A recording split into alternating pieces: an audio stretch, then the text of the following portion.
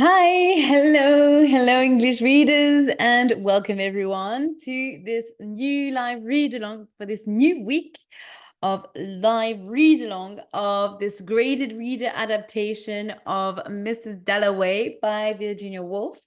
I'm Lydie Bureau, and I'm an English teacher in France, and I'm also the founder of Lydie's Book Club, in which I host live readings like this one. Of adaptations of classics of contemporary novels of English literature, and I tend to prioritize books that are written by women. Also, once a week, I meet the members of the book club via Zoom to discuss the chapters or the parts of the book read over the week. And we tend to also talk about books in general and learning English. So there are so many and other daily life topics. So today we are continuing the reading of Mrs. Dalloway, written by Virginia Woolf in the 1920s. So it was published in 1925, and it's very it's a very innovative way to write novels.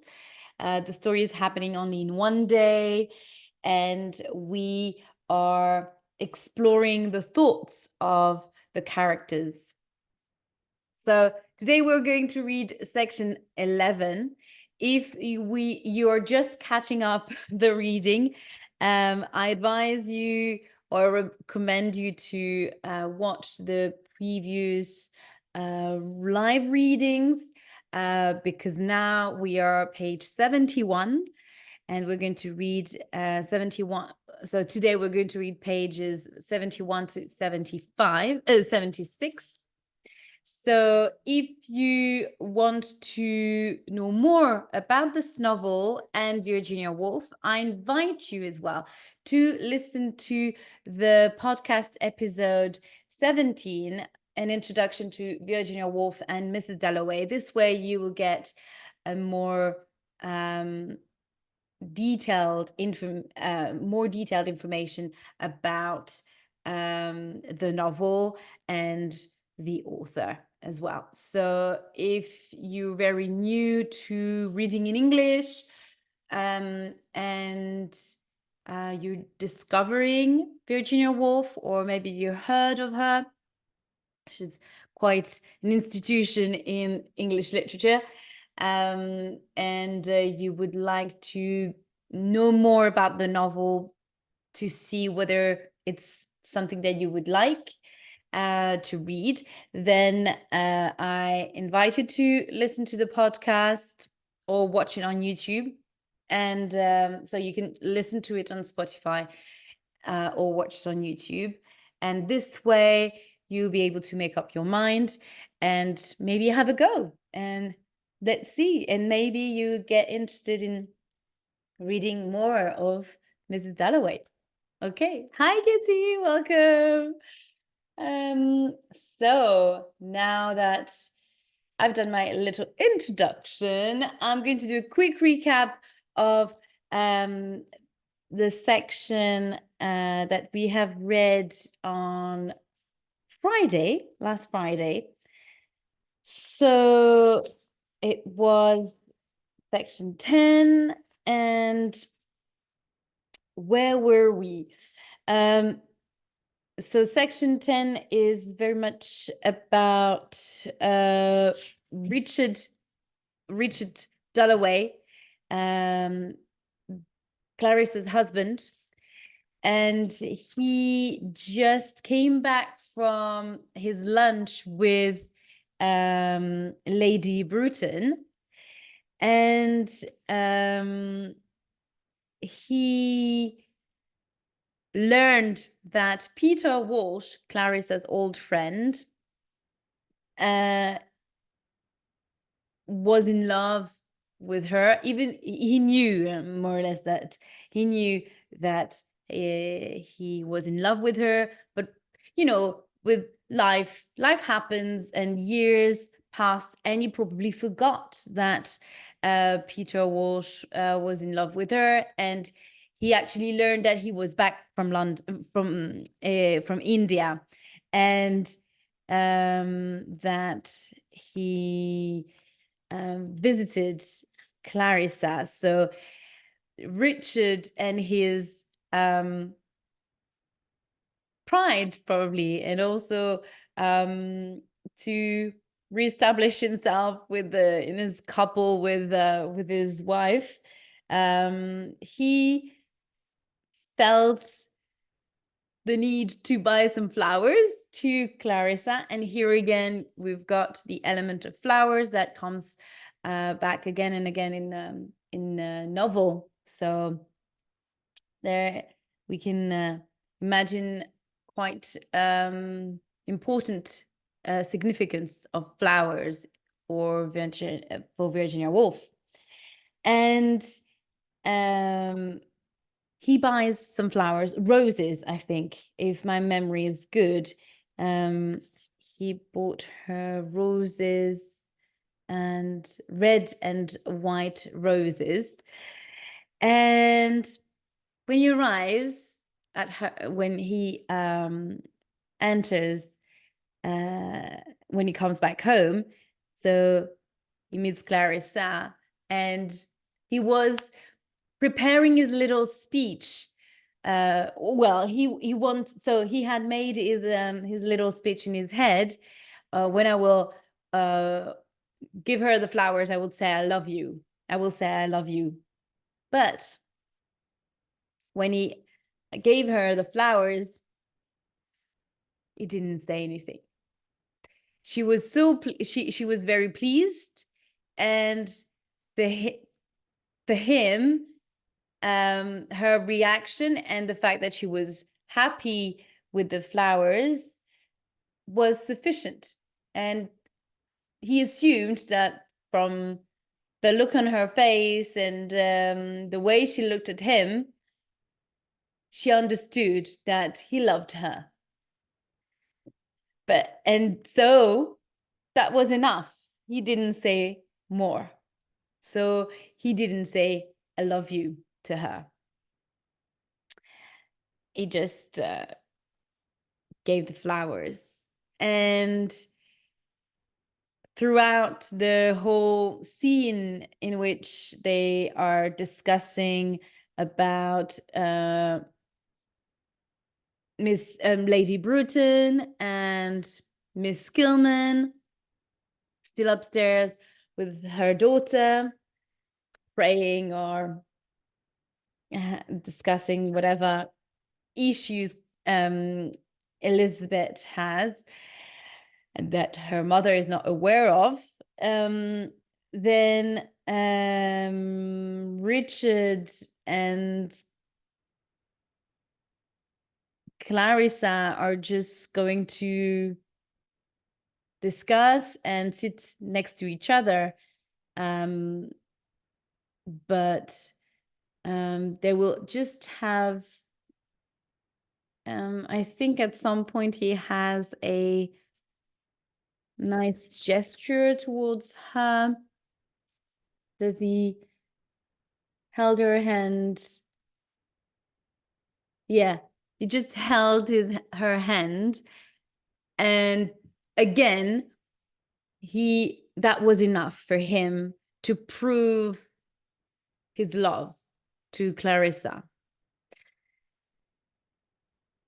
So it is kind of limited, or it's very shy gestures to show that to prove that you love someone. I mean, the flower is something is good, but often saying out loud about your feelings has much more impact than just, I mean, actions are important, of course, but the weight of words also have their significance. And here,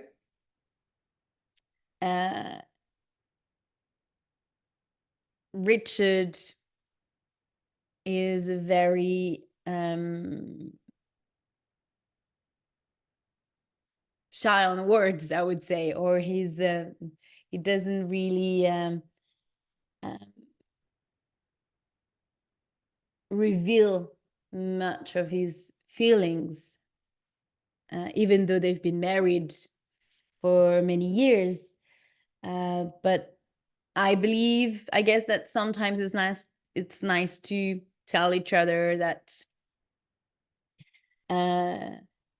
you love each other, or one way or another. It's always nice to hear. So here it is, Richard coming home with some flowers, and then he went to have a little nap or something before he went out again. So he's passing by, he's just here, and then the next minute he's gone. And again, Clarissa and their daughter Elizabeth as well leaves the house with Miss Kilman because they want to go to do some shopping, and they're off as well, out. So Clarissa finds herself again alone at home. So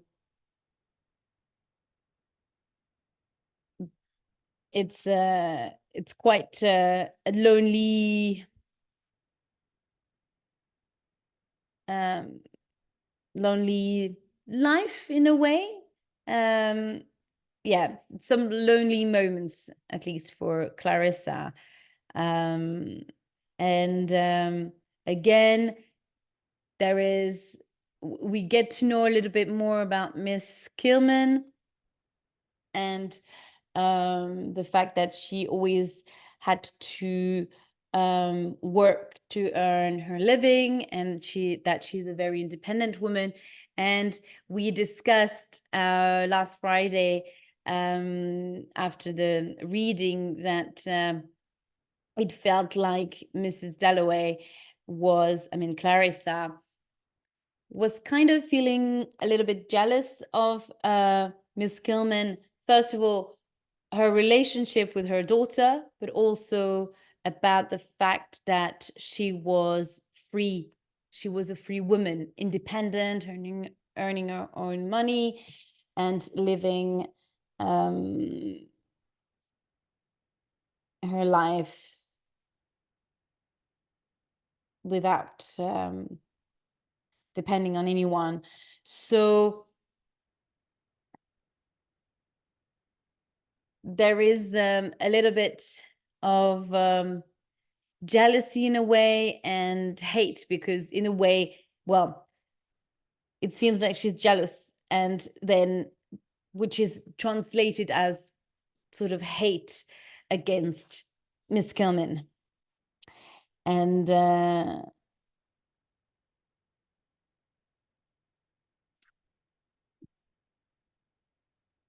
they don't really get along. Yeah. So we ended there again with Big Ben, with the clock of Big Ben striking the hour. And I think we were more or less in the middle of the day. I can't remember how what time it was, but it was around 1 o'clock or something like that, I think.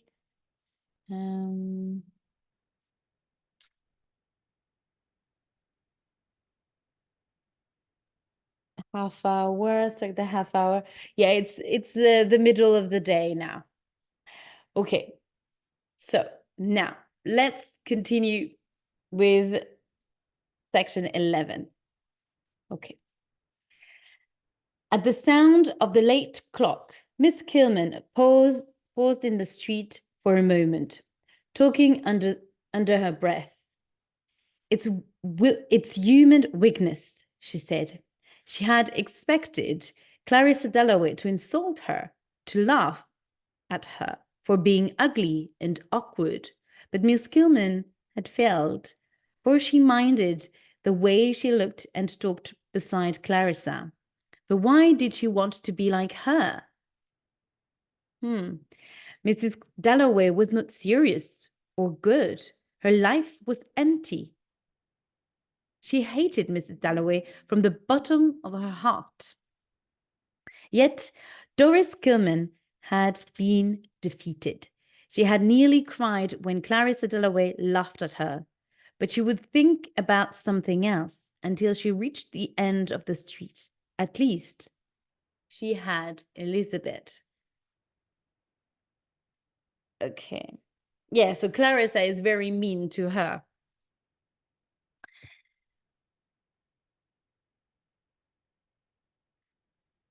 But no one knew the pain. The world had rejected her, first for her ugly body, which people could not bear to look at.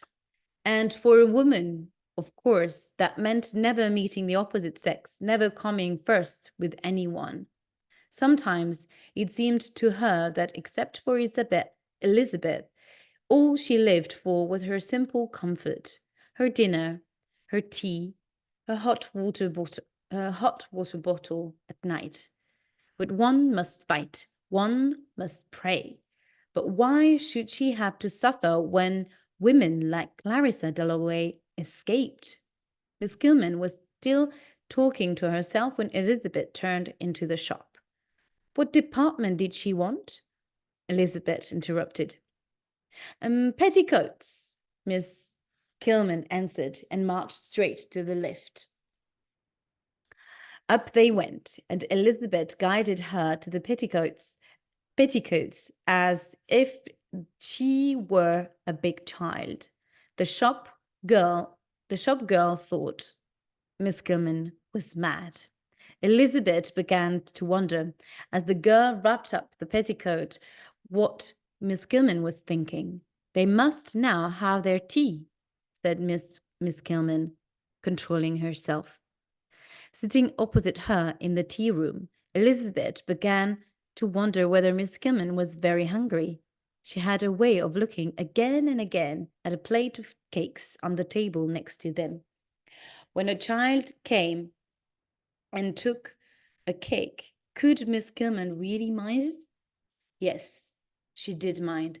She had wanted that cake. The pink one.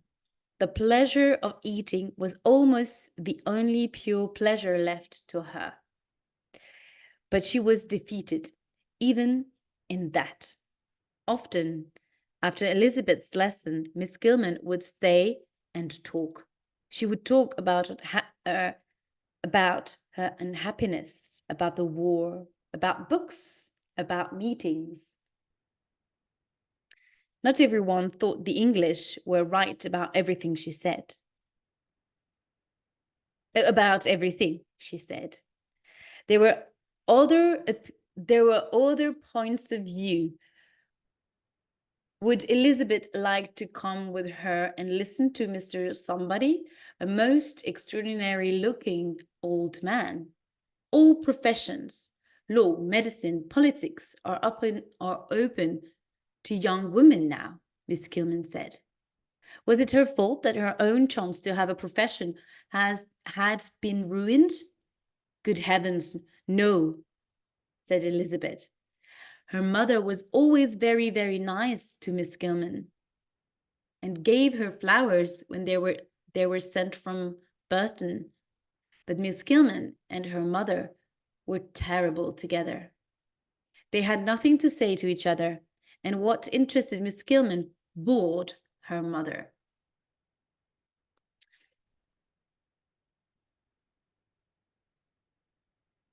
But then Miss Kilman was awfully clever. Elizabeth had never thought about the poor. The Dalloways lived with everything they wanted. Lucy took her mother breakfast in bed every day. But Miss Kilman said one day, "My grandfather had a little shop." She made one feel so small, so inferior. Miss Kilman took another cup of tea. Elizabeth sat perfectly upright. No, she did not want anything else. She looked for her gloves. Oh, but she must not go. Miss Kilman could not let her go, this beautiful young girl whom she loved. Her large hand opened and shut on the table. Miss Kilman said, I've not quite finished yet. Of course, then Elizabeth would wait, but it was rather hot. Are you going to the party tonight? Miss Kilman said. Elizabeth supposed she was. Her mother wanted her to go. Elizabeth must not attach too much importance to parties, Miss Kilman said, holding the last piece of her cake between her thick fingers. She did not much like parties, Elizabeth said. Miss Kilman opened her mouth, pushing her chin forward, and swallowed down the last 2 inches of cake. She cleaned her fingers and watched the tea round in her cup. She was about to crack open. She felt the pain was unbearable. All she wanted was to make Elizabeth hers forever. And then die. But to sit here, unable to think of anything to say, was too much.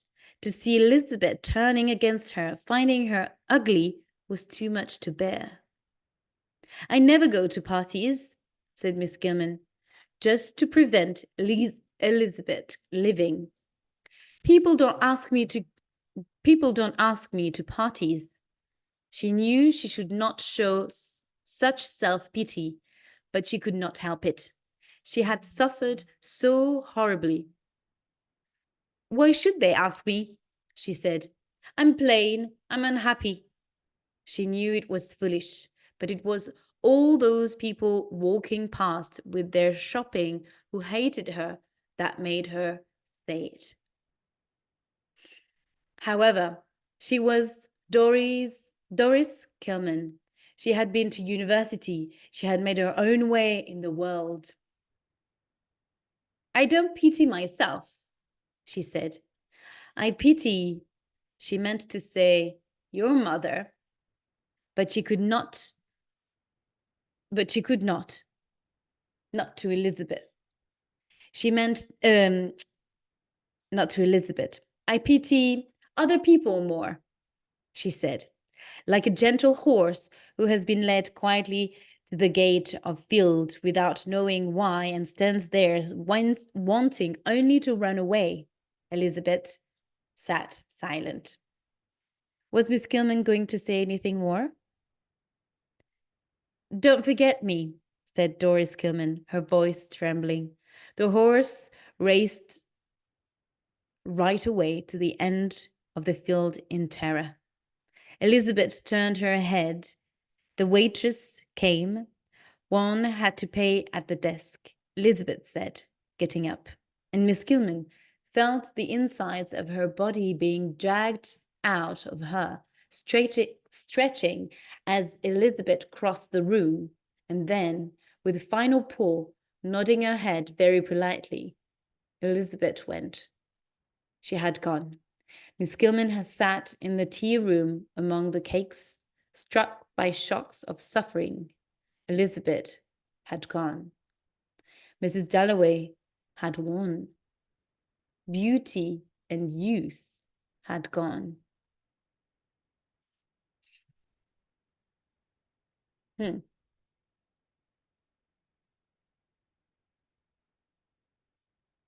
Then she got up, heavily, walking uncertainly among the little the little tables, until someone came after her with her petticoat. She lost her way among the leather bags, baby clothes, medicines, flowers, and at last came out onto the street.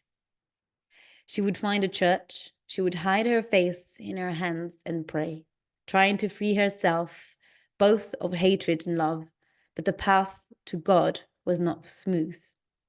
Elizabeth waited in Victoria Street for a bus. It was so nice to be out in the fresh air.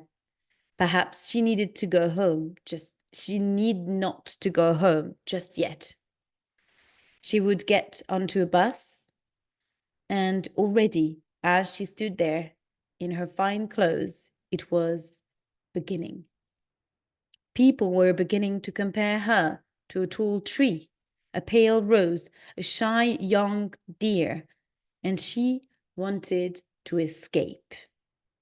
She so much preferred being left alone in the country with her father and the dogs, away from London, away from parties, away from men falling in love with her. Buses came and went, but which should she get on? She held herself back, not wanting to push, very straight, very calm, almost beautiful. Suddenly, Elizabeth stepped forward and confidently got on a bus in front of everybody. She took a seat outside on the top. She was an adventurer, delighted to be free. The fresh air was lovely. It was like riding a horse to be rushing up Whitehall with the wind in her hair.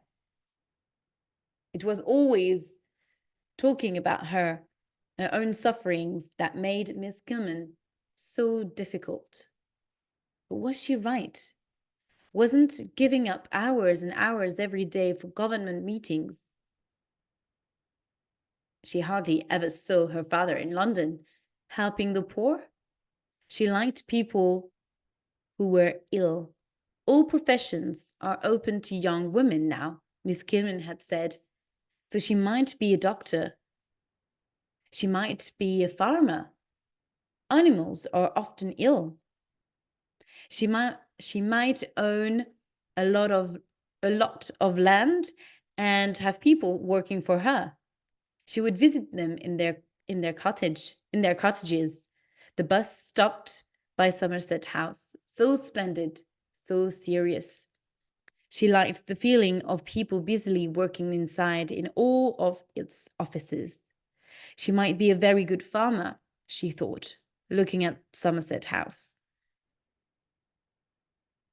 It made her quite determined, despite what her mother might say, to become either a farmer or a doctor. A very opposite kind of working field. But it was better to say nothing about it. It seemed so silly. It was the sort of thing that did sometimes happen when one was alone.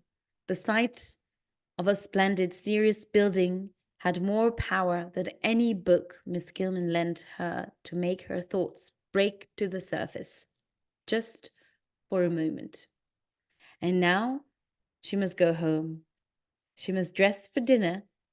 But what was the time? Where was the clock? A breath of wind blew a cloud over the sun, and the bright color of the buses suddenly faded. The clouds gathered and moved, now giving light to the earth, now darkness. Well, this is the end of this section. Quite revealing about Miss Gilman's character in terms of her character and the fact that she's deeply unhappy and she's a deeply unhappy woman and the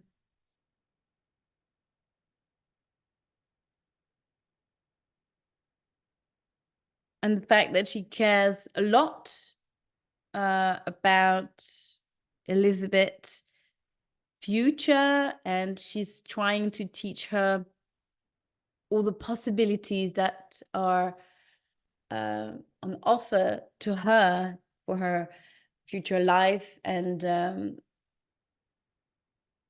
career. So she's trying to teach her that she can do whatever she wants, basically. Compared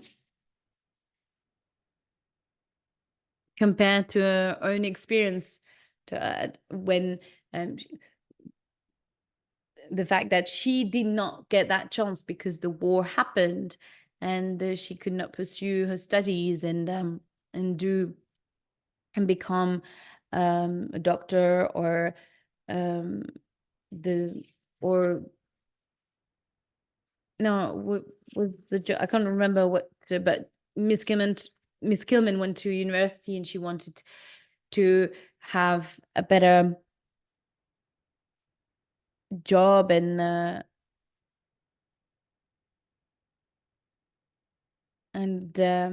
have a highly paid job as well, have a good life. But the war happened, and she couldn't pursue her studies and become and get the job that she wanted. And now we get into Elizabeth's thoughts, which is new, because so far we've only been in Miss Skillman or Clarissa's head and their own perspectives.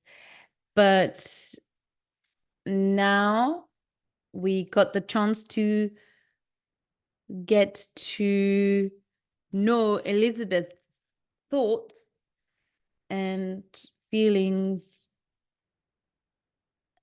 about herself, and the fact that she's questioning her future. What she doesn't know whether she wants to become a farmer or a doctor. So very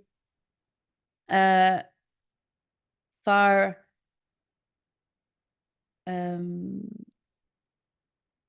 the job that are very far from each other. A very different area of very different fields, professional field, I meant. So it's quite interesting to learn that from her, the fact she wanted to become a farmer or maybe a doctor.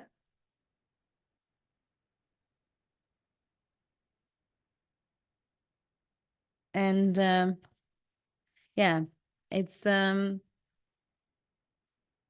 quite sad as well to see that Miss Gilman is very saddened by the fact that she's often criticized for being ugly and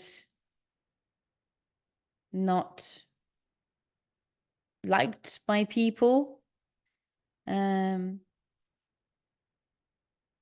And she's suffering a lot about that.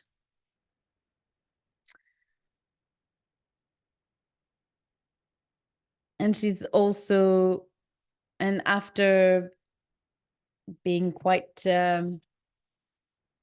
rude or quite aggressive to Elizabeth, then when Elizabeth leaves the room, she is alone and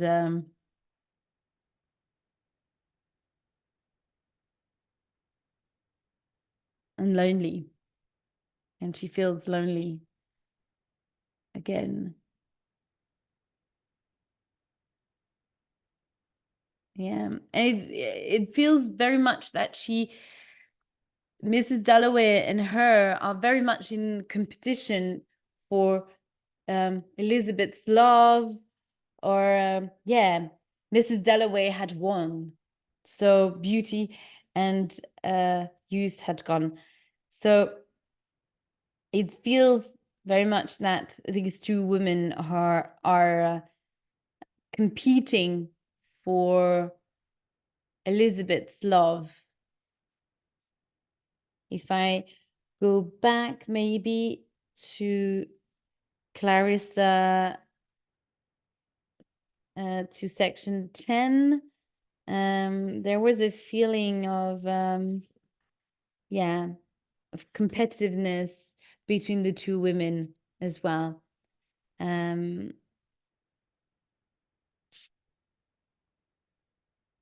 Yeah, would destroy. It feels very sad to see these two women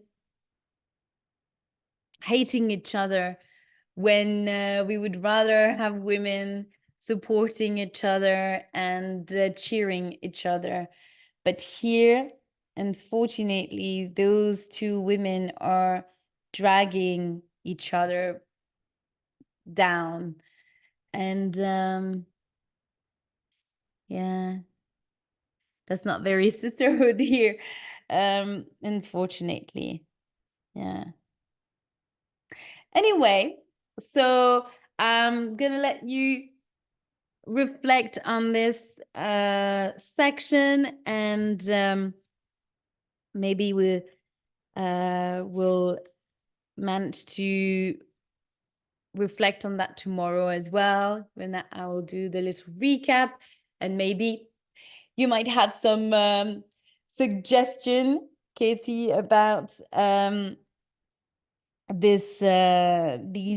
relationship of these two women, and also about Elizabeth, to think about more about her character. So I hope you enjoyed the live reading, and of course, if you're watching this on replay, please leave a comment if you have other thoughts on their relationship or other thoughts on the characters, and you would like to give your input. Please share your thoughts in the comments, and I would be happy to read you and engage with you that way as well. So make sure that if you want to be part of the book club, or so to subscribe, first of all, to the membership. And if you're not sure yet, then you can always follow me on Instagram and attend the live sessions if you would like to be present during the live reading, or engage more directly with me and the other people as well live. Then you can follow me on Instagram and attend the live. And in the meantime, I wish you a beautiful end of the day, and I will see you tomorrow for the reading of section 12. And I look forward to learn more about those characters. And for the time being, I wish you a beautiful end of the day. Bye. Sorry. See you tomorrow. Bye bye.